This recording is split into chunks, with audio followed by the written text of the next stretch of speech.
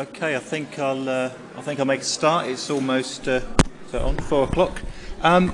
So this is the fourth part of this agriculture topic. So we're going to sort of come to a close of this first part before we move on to air pollution from road transport with Amanda on Thursday.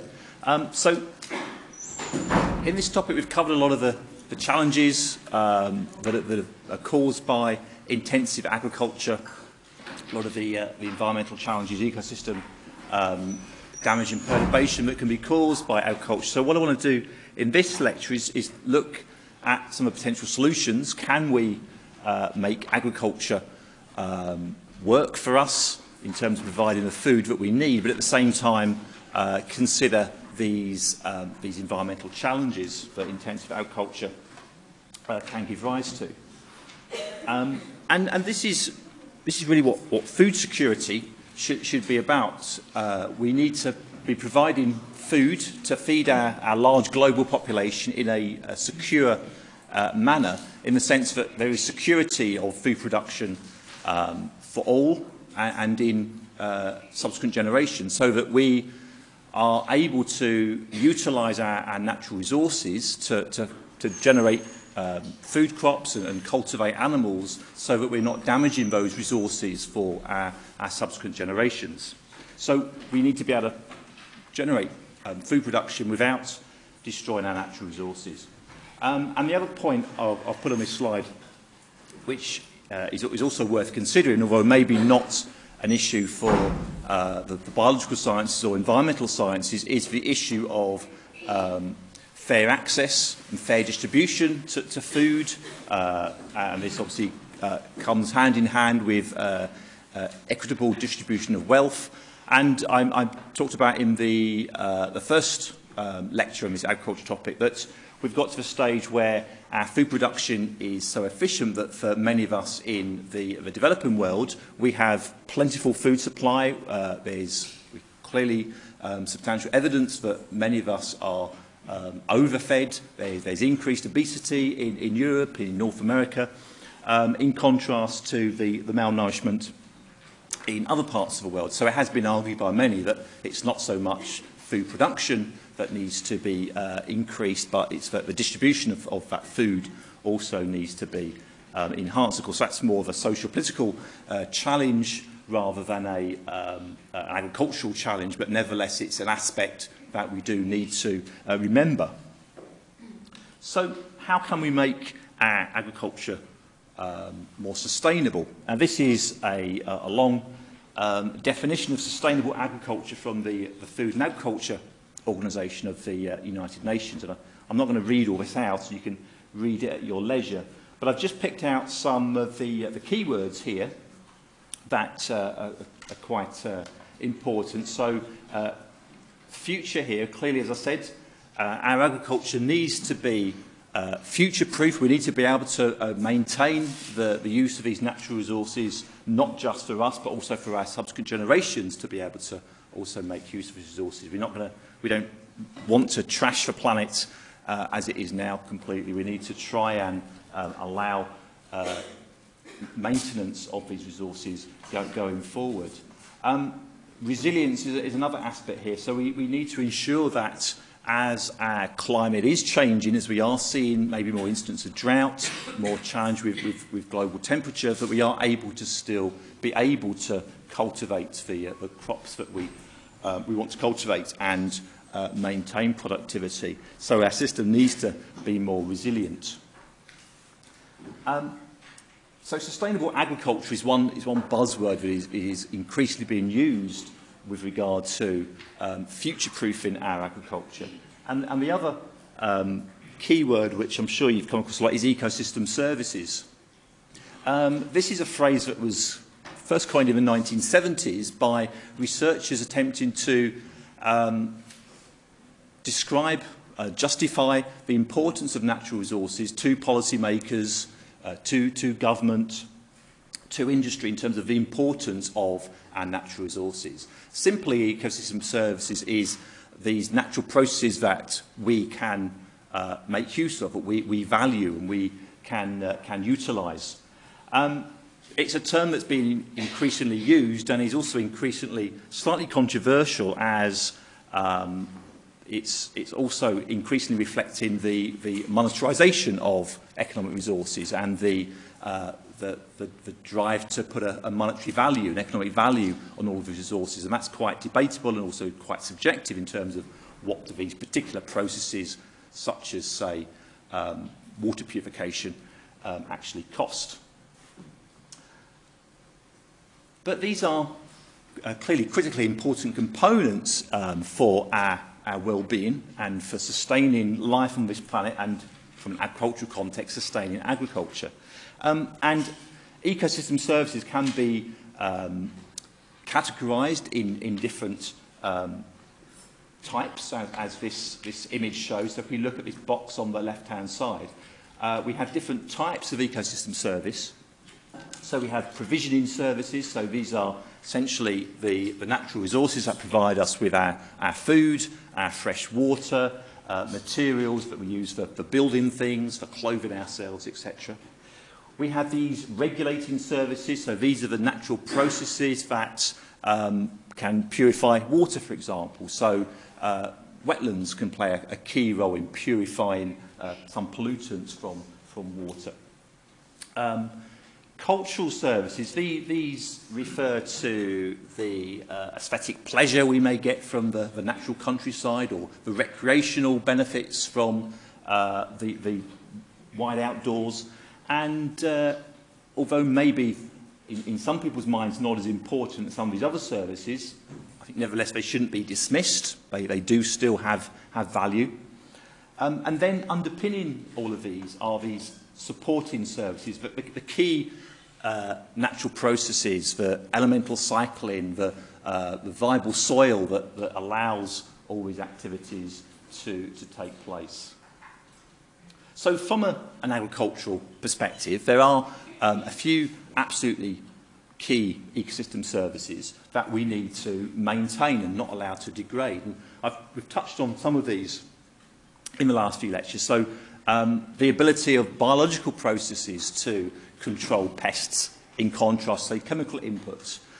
Biological pest management is a key component of sustainable agriculture, the ability to maintain and encourage these natural predators to control through their natural balance the pests that otherwise will infect crops. Pollination, this is one which we touched on as well in the past lecture, absolutely key service for many aspects of agriculture. So a large number of crops absolutely require pollination to occur. So it is an absolutely indispensable ecosystem service from an agriculture perspective. Genetic resources, this is referring to the natural genotypic variety that exists within plants, with animals, to allow us to breed new varieties, better varieties of crop and of animal. And then soil, which I've referred to a lot in the lecture. I'm not going to go into too much detail again now, but an absolutely indispensable process and component that is underpinning not just agriculture, but all aspects of our natural world, but particularly for agriculture, that depends and demands viable soil to grow our crops for food or feed. And as we've already mentioned, it is a nearly non-renewable resource. We do have to look after it, and there's substantial concern that soils are being substantially degraded and are under threat. So one question is then, what is the risk of damage and loss of these ecosystem services as agriculture develops and as agriculture becomes more intensive? And there is a real concern here that we need to be aware of, and that's what this diagram is attempting to illustrate and explain. So these circles here, these illustrate the ecosystem services, and the different colours denote different types of ecosystem service. So those that promote food production or water retention or biodiversity. And in a natural environment, in the undegraded state, we have all of these natural services that are present and are in balance. But as we utilise this land more and more for agriculture, so as we begin to intensify the food services, this is promoted at the detriment of these other services that become damaged by many of the issues that we've discussed that can inhibit biodiversity and can inhibit damage soil activity that, for example, will affect the ability of soil to retain water, etc. And so what the risk is that if agriculture becomes too intensive, and this leads to the loss of some of these key ecosystem services, we get to the stage where the land becomes non-viable. We've got to the extent where we've completely damaged irretrievably some of these services, that the land is no longer productive and we can no longer cultivate this land for the particular agriculture that it was being used for. So the land becomes abandoned, all of these natural processes are lost, and it's no good for any activities. So the key question is, can we feed ourselves, can we promote agriculture that is more sustainable, that is able to maintain these natural processes, these ecosystem services? So I'm going to go through a few of the different options, the different scenarios that people are actively pursuing and also researching that may be more sustainable for our environment, but still generate the yields and the productivity we need for agriculture. So we're going to touch on organic farming, organic agriculture, so-called conservation agriculture, this concept of sustainable intensification, and then also at the end I'll touch on some other ecological characteristics that are being considered for improving conventional agriculture. So organic agriculture, again another long definition here, which I'm not going to read all of, but essentially organic agriculture is making use of biological processes rather than chemical inputs, and utilising management practices, again, rather than making use of external inputs. So what I mean by this is not using substantial applications of fertilisers, of pesticides, of using genetically modified organisms, preservatives, other artificial components, rather allow the promotion and the development of these ecosystem services. Typically, organic farming promotes a kind of mixed economy farming rather than a homogeneous monoculture of a single crop. It promotes the cultivation of multiple different crop species, a mix of arable and animal agriculture, with the justification that if there is a loss in a particular component, so say a particular crop in this farming infrastructure reduces or is lost, this is not a complete loss of the yield of a farm. Rather, there's one component that may fail in a particular season, but other components will sustain. So it's argued that this approach, this mixed economy approach, provides greater resilience and provides greater security for the individuals dependent on this organic farm for their food. Organic farming also can be driven by different directions. It can be typically driven by market forces. So increasingly, if consumers are looking for organic produce or there's demand for organic produce, then clearly, in terms of market forces, there will be a greater attraction for organic farming to increase. Or it could be industry-driven. It could be that the individual farmers feel there's more security for an organic agriculture system as opposed to the conventional approaches. So there are various misconceptions or views about organic agriculture. It's perceived that this approach has lower yields than conventional agriculture, that it may require more labour or more energy than conventional agriculture, that it actually may be better for ecosystem services and reduce ecosystem disservices. So the ecosystem challenges such as, say, the development of salinisation that we talked about. So I'm just going to go through these, and actually we can see whether these misconceptions or these views of organic agriculture are true or not. So let's look at the question about yields. So this is data from a study that quantified different organic agriculture approaches in contrast to conventional agriculture. So what this data, how this data has been quantified is the conventional agriculture system is denoted by the dotted line here. So if the organic process is below this dotted line, so if it's less than 1, it's showing less yield than the conventional approach. And as you can see, the bulk of these values are all to the left-hand side of this dotted line. What we have here is evaluation of different crop cultivations, whether it be, say, monoculture, polyculture, different aspects of rotation of crop, and different characteristics of nutrient input. And while we see that, indeed, most of these, all of these processes do deliver lower yields than conventional agriculture, for some it's not that much lower. So we can't specifically say organic agriculture yields less than conventional. So if we look at this component here, so in this comparison, this is comparing organic agriculture where there's more rotations than in the conventional agriculture. And actually we find that the yield reduction is not that substantial.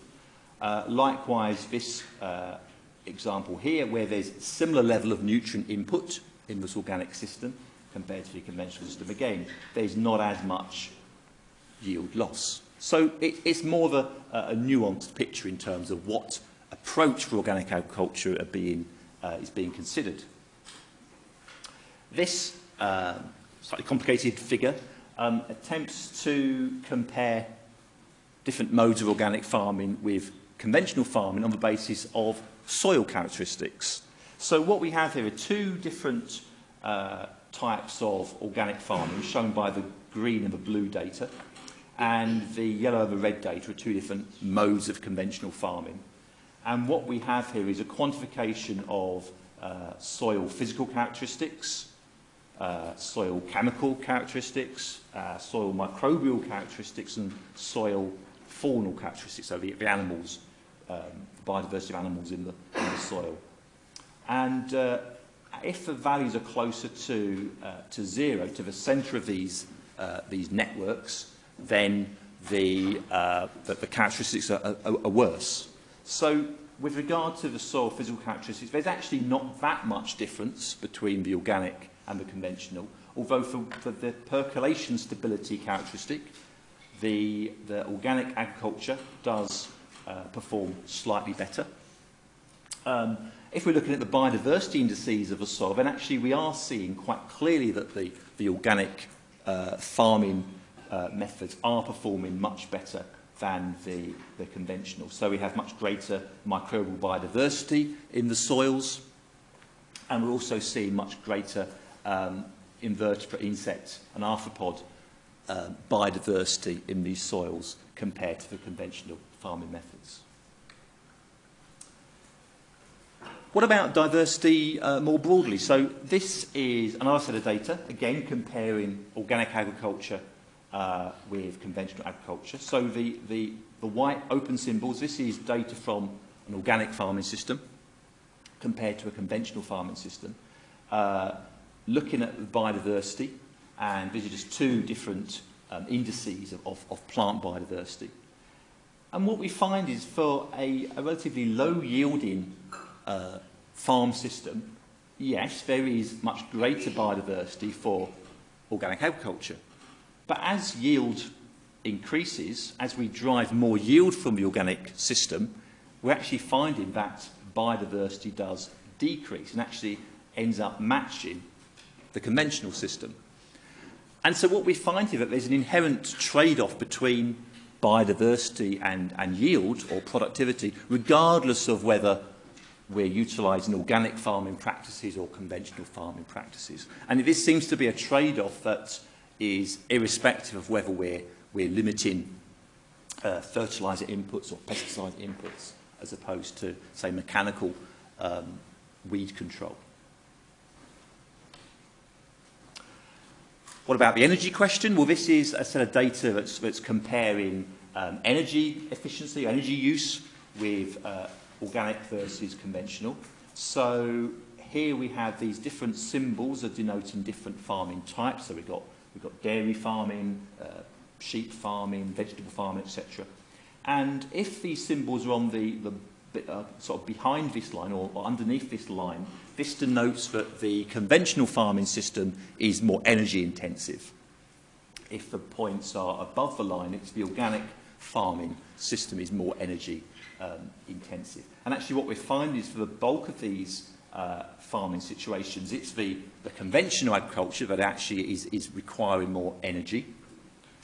Although there are some exceptions, as seen here, and what we find is that the bulk of these are either vegetable or fruit farming, or we've got this is a couple of some arable farms. And what is the explanation for these is predominantly that because the farmers are not utilising herbicides or pesticides, they're having to manually or mechanically, by hand, say, control weeds. So either more tilling, more ploughing, rather than adding chemicals, which has energy inputs. And then finally, this set of data, this is comparing multiple components in comparing organic versus conventional. So for the positive values, this is showing that the organic agricultures are beneficial. So, for example, with regard to soil organic matter, it's more on the positive side for the organic agriculture. So it's more beneficial in terms of improving soil organic matter compared to conventional.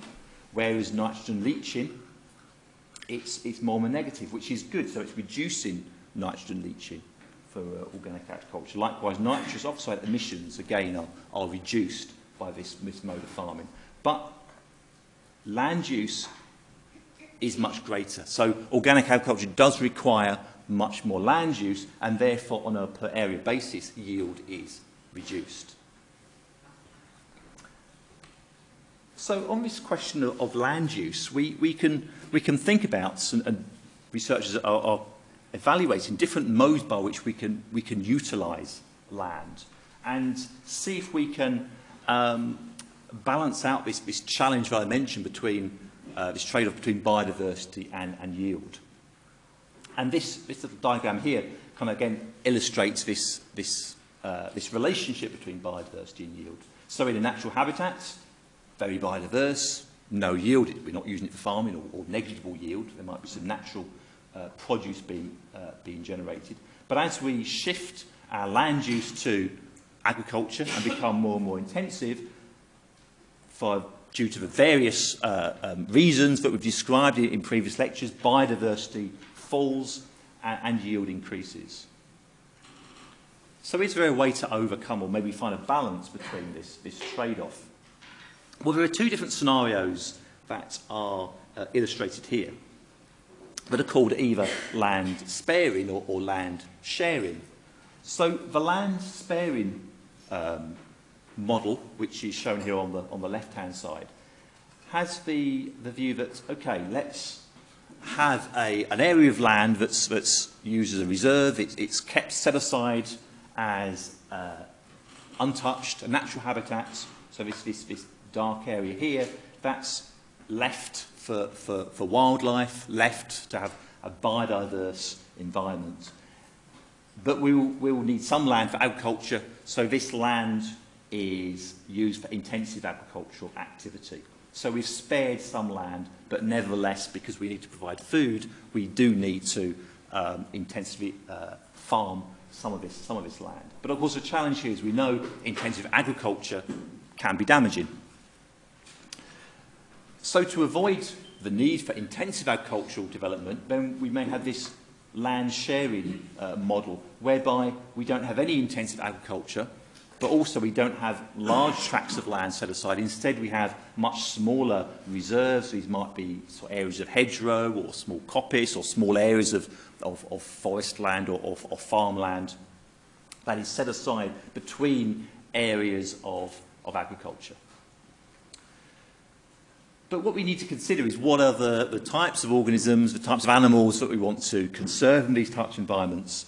What are the ranges of the different species that we may want to preserve? And we may indeed find that there are some animals or some plants that actually do prefer a much larger range area for their survival, for their sustainability, rather than much smaller patches of natural land.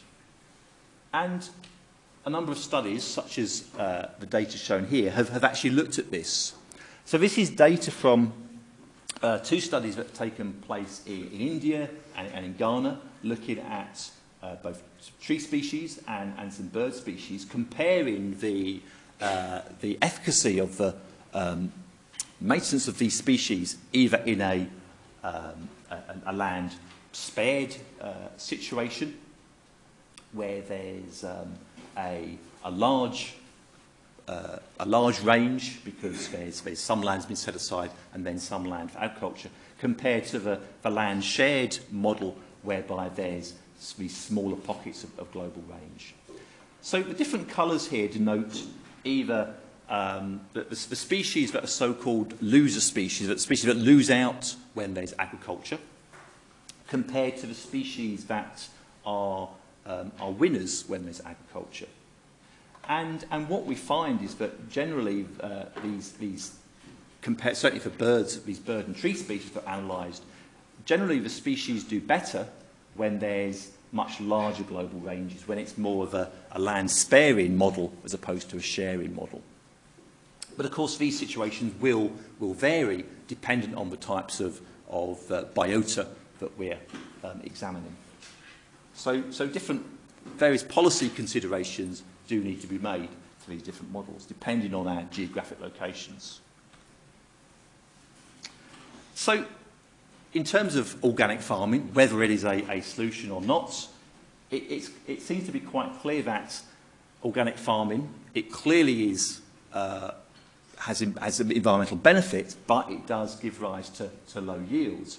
And this may indeed result in large areas of land being brought into production to allow the amount of food that we need to be cultivated, as this study in Ecology Letters concluded. So are there some alternatives? So one alternative mode of farming is this mode referred to as no-till, or conservation agriculture, which has three simple rules. Minimal soil disturbance, hence no-till. Permanent soil cover, so residue is always left on the crop. It's not completely removed or stubble removed, as many conventional farming practices utilise, and use of crop rotation. So again, some more sets of data that have compared this conservation agriculture with conventional agriculture. And again, the comparison is if it's a one-to-one ratio, there's no change in yield. If it's a value below 1, there's lower yield.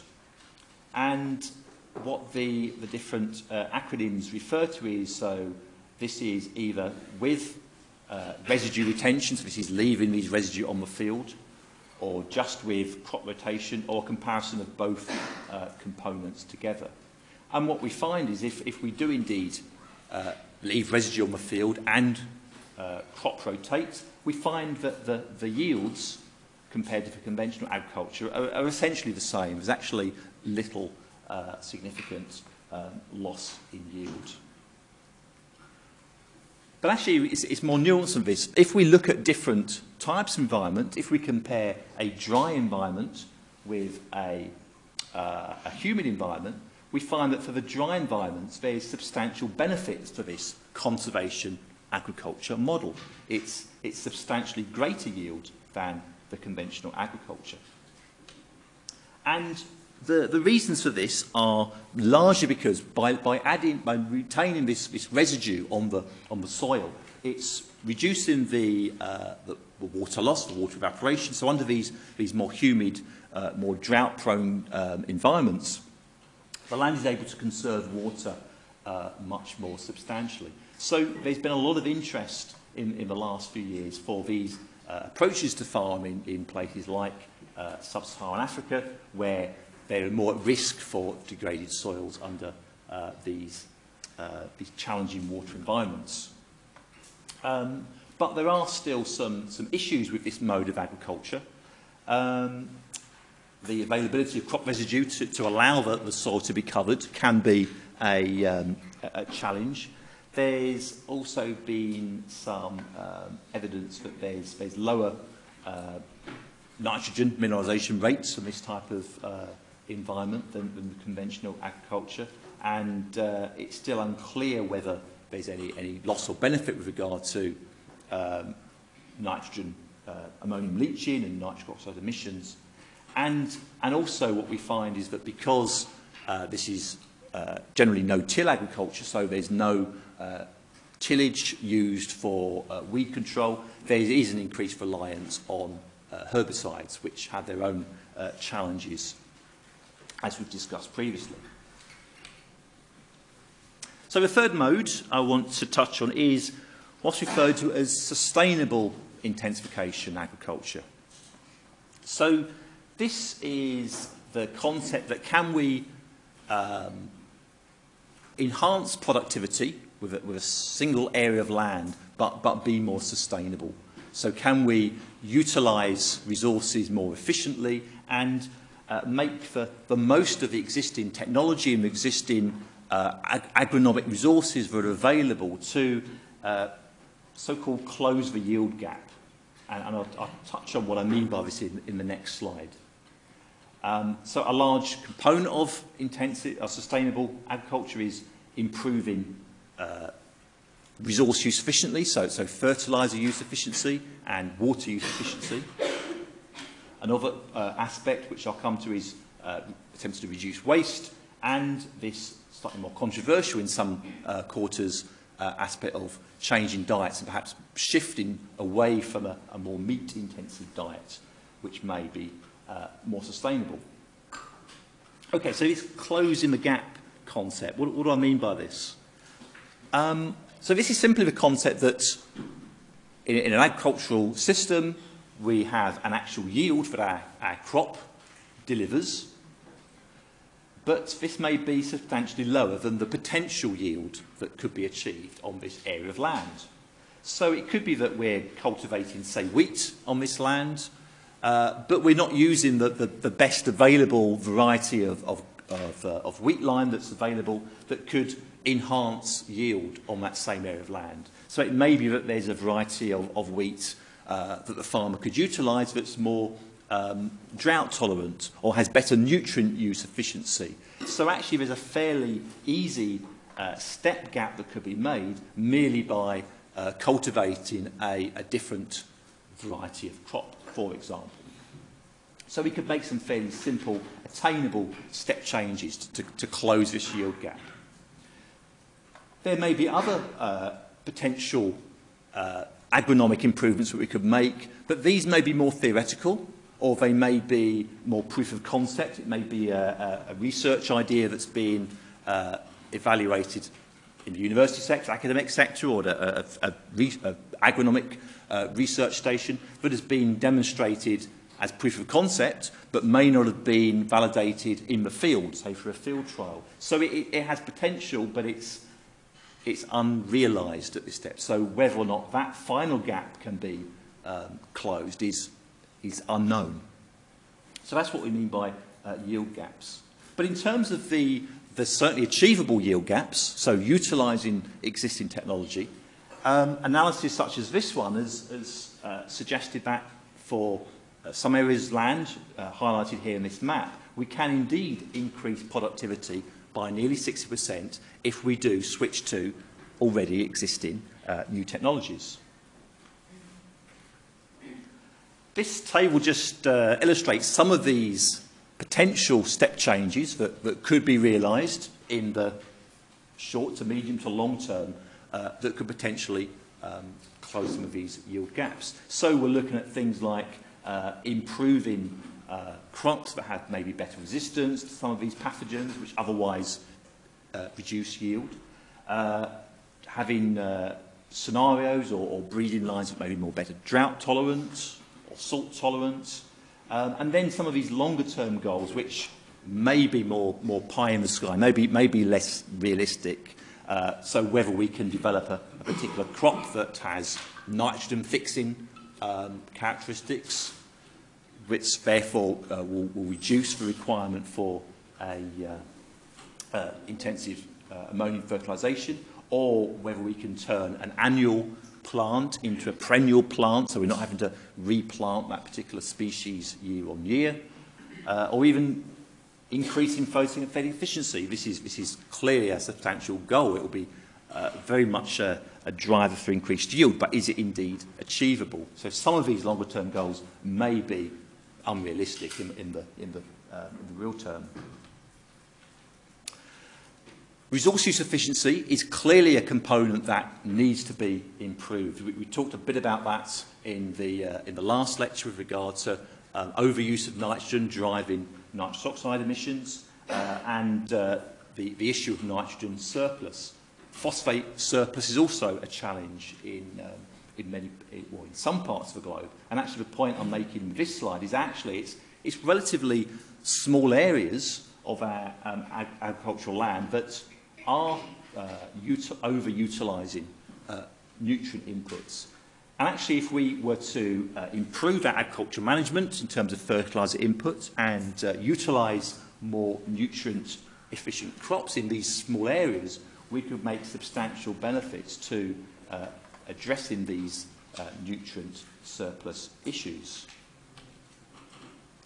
And reducing waste. So waste is a big problem. It's going back to this issue I talked about at the start with. We are producing lots of food, but it's not necessarily equally distributed, and some of this is down to wastage. But interestingly, if we look at food waste, comparing both the developing world and the so-called developed world, the overall level of waste is actually more similar than you might expect, but it's where this waste occurs that's quite interesting. So in some of these developing countries, the predominant waste through agriculture is on the farm and during transportation. And this is due to poor infrastructure and poor facilities to deal with this waste in the agricultural setting. Whereas in Europe and in the USA, there's much more efficient waste recovery on the farm and during in regard to, say, transportation logistics, but much greater substantial wastage in our supermarkets and particularly in our homes. We are atrocious in terms of our food waste in our homes, and this might be due to purely the relative cost of our food. In terms of our own salaries and our own incomes, food cost is in most cases still relatively cheap. And so for us, the idea of throwing away some of that food may not really seem like much to us in contrast to in other parts of the world. Okay, changing diets. So this is an issue which is obviously increasing in public attention in terms of the shift towards vegetarianism and veganism. Is there any science behind this? Well, clearly there is. So if we look at nutrient usage or nitrogen usage, we can see that a vegetarian diet has much greater efficiency of that nutrient usage than compared to a carnivorous diet. So if we compare equal inputs of nitrogen fertiliser, the vegetarian foodstuff that is consumed will typically have about 14% of that initial nitrogen input, whereas a carnivorous diet has about 4%. So quite a substantial reduction. So therefore, to consume the same amount of nutrients, so you need to consume more meat product, but equally utilise much greater concentrations of that fertiliser. We're also quite wasteful in the land area we're utilising to farm for animal crops in compared to food crops, as shown in this graph. So the darker red the colours, the more area of farmland is being used to cultivate food that is directly consumed.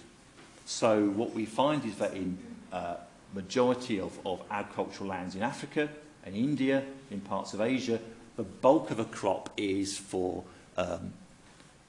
plant food that is being directly consumed, as opposed to in many parts of Europe, many parts of North and South America, agricultural land that is for animal feed that is then used to farm for cows, pigs, chickens, etc. So if we were to shift production from livestock feed to and non-food applications to a plant-based food, this could result in as much as 50% increase in food production. Equally, we import substantial quantities of plant produce purely for animal feed, and soybean is one of these. So the European region imports extremely high quantities of soybean that are cultivated in many parts of the globe, particularly in the Americas, and we've got this really substantial value here in terms of the amount of soybean cultivated in South America that's imported into Europe to drive livestock cultivation. And clearly there's many issues related to this, so we've not only got the global transportation of this produce, but clearly our requirements, our animal feed requirements are driving intensive agriculture and all the environmental impacts of agriculture in this other region. So clearly, if more people were to move towards a vegetarian or a reduced meat diet, we would, in theory, be able to support more land for more people. There are challenges with this. In fact, while there is clearly more of an interest in these diets, on average, more people globally are moving towards a meat-based diet. But we need to consider what we're referring to here, because it's not quite as black and white as meat cultivation is bad, non-meat cultivation is good. Different meat types have different environmental impacts. Beef cultivation, cattle cultivation has very different impacts as compared to, say, cultivation for chicken. We also have to consider that in some communities, livestock have additional benefits. They may be used for transport. They may be used to provide manure for that community. Okay, and then finally, I'm just going to touch on some other concepts that we may want to consider for improving our agricultural systems. So precision agriculture, the use of technology to improve efficiency, improve resource use in agriculture. There's a lot of research going on, including here at Manchester, in terms of developing smart technologies for implementation in agriculture. So the use of sensors, for example, there's a big group based down in electrical and electronic engineering here at Manchester that are doing a lot of work on developing sensor devices that can allow sensing of when, say, the crop might need to be watered, or when a particular chemical input may need to be put into a crop, or in terms of sensing the quality of the food to avoid spoilage. So in terms of better logistics of transportation, so we have less waste during the transportation, or when the crop should best be harvested, so there's less spoilage of that crop. And so this can really help in determining the timing of different agricultural management processes. Intercropping is it's quite a long concept, but it's making a renaissance now in terms of aspects of sustainable agriculture.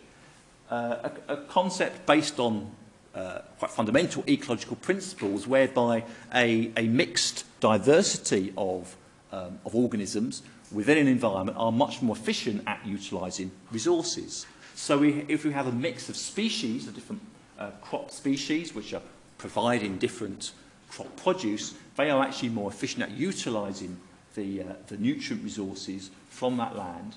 And that efficiency can be further enhanced through utilisation of mycorrhizal fungi that can provide networks between plants and can allow resource sharing between plants. So there's increasing interest and evidence of these so-called mycorrhizal networks that can actually link individual plants together, and so nutrients and carbon can actually be shared between plants. There's also increasing evidence that plants utilise these mycorrhizal fungi for communication between plants to sense, say, water loss or sense environmental damage. And this is just some data from comparing a mix of two species. Off the top of my head, I forget, I think it's wheat and clover, and comparing either the inputs of mycorrhizae without the input of fungi, and there's quite a substantial improvement in both the uptake of the nutrients, both nitrogen and phosphorus, into the plants when these microorganisms are added, so when the soil biodiversity is improved, as well as a reduction in the loss of these nutrients from the soil. And then to further expand on this point about plant microbial interactions and symbiosis. So I've talked a lot about the importance of the microorganisms that are present in the soil, that play a key role in nutrient processing and elemental cycling and driving, say, production of nitrate from ammonia and nitrous oxide. But actually, a lot of these microorganisms play a key role in direct symbiosis, direct association with plants to allow more efficient utilisation of nutrients by the plants, also have plant growth promoting characteristics, and so there's increasing interest in understanding these symbiotic dynamics, these plant microbiomes that can play, as indeed our own body microbiomes play a key role in our well-being. Likewise, we're increasingly appreciating the importance of these symbiotic plant, bacterial and fungal associations that may play a key role in agriculture improvement, and perhaps by understanding these interactions we may have other routes to manipulate and enhance agriculture in a more sustainable manner. So finally, can we indeed feed our global population in a sustainable manner? Possibly, probably. I think clearly there's lots of opportunities out there. There's lots of alternative agricultural approaches that certainly can allow us to be less wasteful and to utilise nutrient resources and other natural resources, our ecosystem services, in a more sustainable manner. But it's not just dependent on the understanding of the basic biological principles and the environmental principles, but clearly it also has behavioural implications in terms of our expectations of agriculture, and also our, say, expectations of readily available food, every different food type we want available all throughout the seasons, in terms of this global international transportation of food, and equally our expectation in terms of diet. And of course, it does require a degree of political intervention if we are going to make substantial changes in our agricultural systems, if we're going to try and limit some of these larger climate issues. Okay, so we shall end it there. That's the agriculture topic, and again some more references that will allow you to follow on from some of these aspects of sustainable agriculture. So as I say, on Thursday we've got Amanda Bamford will be starting the air pollution topic for the next 4 lectures. Then it's Cecilia Medapan on the urbanisation topic, and then I'll be back for the metal pollution topic in a couple of weeks' time, and so I'll see you in a couple of weeks.